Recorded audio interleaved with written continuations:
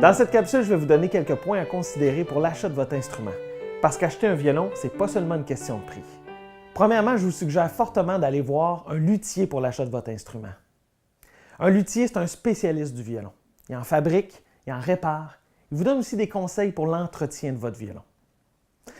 La plupart des luthiers vous offrent la location avec possibilité d'achat. Et ça, c'est souvent la solution idéale quand on commence avec le violon. Deuxième point à considérer, la qualité de la fabrication. Généralement, un violon qui a été fait en série, un violon usiné, c'est de moins bonne qualité qu'un violon qui a été fait à la main par un luthier. Par contre, ça peut être une alternative qui est peu coûteuse. Donc, dans tous les cas, moi, ce que je vous suggère, c'est d'aller voir un luthier pour qu'il puisse vérifier l'état de votre instrument. Parce que vous ne voulez pas commencer à payer pour des réparations quelques jours après votre achat. Un bon violon fabriqué par un luthier, ça prend de la valeur avec le temps. En autant qu'on joue dessus régulièrement. Il n'y a rien de pire qu'un violon qui a été laissé dans un garde-robe pendant des années. Ça va s'user, se briser et la qualité du son est grandement affectée. Donc, si vous voyez dans une annonce qu'un violon n'a jamais servi, ce n'est pas un plus, c'est un point négatif.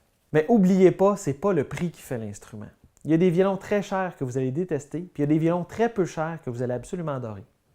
Donc, testez-les. Vous allez voir une grande différence d'un violon à l'autre. Ensuite, ne négligez pas l'archet. La plupart du temps, quand on vous vend un premier violon, on vous donne un archet qui est très cheap. Et c'est dommage, parce qu'un bon archet, ça fait toute la différence. La facilité avec laquelle vous allez jouer, mais également la qualité du son. Donc, c'est vraiment pas à sous-estimer. Ensuite, je vous recommande fortement de vous faire installer un cordier avec 4 ajusteurs.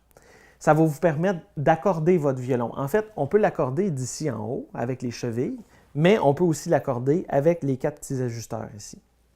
Maintenant, le cordier à 4 ajusteurs a mauvaise presse chez les violonistes. Et pourtant, c'est une erreur. Ça vient de l'époque où, sur le cordier, les ajusteurs étaient à part. Et ça donnait des petits sons métalliques qui n'étaient pas agréables. Mais avec un cordier à 4 ajusteurs, le problème n'existe plus. C'est beaucoup plus facile de s'accorder, c'est plus précis et beaucoup plus agréable au quotidien. Donc voilà pour ce qui est du violon. Pour ce qui est des cordes, c'est important d'avoir des bonnes cordes de qualité, comme par exemple la marque dominante, qui a une belle rondeur dans le son.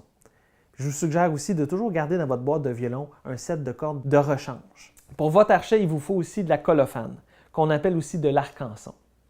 En fait, ce que ça fait, c'est que ça va permettre à votre archet d'adhérer aux cordes. Moi, je vous recommande la colophane Gustave Bernardel, qui est une colophane de très bonne qualité et qui dure très longtemps. Mais peu importe, essayez d'éviter à tout prix la colophane verte. Je ne sais même pas pourquoi ça se vend encore, ça ne donne vraiment pas des bons résultats. Pour que le violon tienne bien en place sur votre épaule, il y a 2 solutions. Soit vous pouvez mettre une éponge en arrière de votre violon et l'attacher avec un élastique, ou soit utiliser une épaulière comme ceci. Maintenant, pour les petits violons de 1/16e jusqu'à 1/4, moi je recommande tout simplement l'éponge. Et pour ce qui est des violons plus grands, allez-y avec une épaulière. Derniers achats, un linge doux pour nettoyer la colophane sur votre violon, mais aussi de l'alcool à friction si la colophane reste collée à vos cordes de violon. Finalement, optionnellement, vous pouvez vous acheter des sourdines qu'on appelle. Des sourdines, il y en a de différents types, comme par exemple ici, on a une sourdine qui vient s'accrocher au chevalet, et puis ici, on a une deuxième type de sourdine qui vient le recouvrir complètement. Donc, il y a 2 fonctions aux sourdines. La première, c'est d'assourdir votre violon, donc baisser le volume, idéal quand vous êtes dans un appartement. Et puis sinon, ça permet de changer le timbre, donc faire des effets sonores avec votre violon. Voilà, c'est presque tout pour l'achat du violon. Prochaine capsule, on apprend quelle grandeur de violon choisir. Tutoriel vidéo, partition, accompagnement. Apprenez le violon en ligne dès maintenant sur mildorviolon.com.